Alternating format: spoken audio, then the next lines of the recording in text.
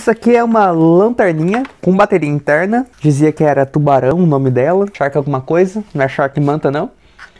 Abrindo aqui o pacotinho dela. A gente puxa ela.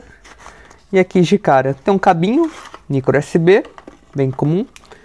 Pelo visto, ele ficou muito tempo aqui, chega a estar meio grudado. Ó, IP65, 3 watts, 1200 mAh. Tem esse zoomzinho, corpo em plástico. E aqui a gente fecha ela. Tem esse botão de ligar. E aqui na caixa não tem mais nada. Vamos ver se com alguma bateria. Luz alta, luz baixa, strobo. Tem um zoom. Zoom aberto, zoom fechado. Fica só o foco do LED ali, na pontinha. Vamos ver se eu consigo mostrar aqui pra vocês. Também quando a gente liga, aqui fica verdinho. Tubarão sorridente. Inscrição em chinês. Quem souber aí traduz pra nós.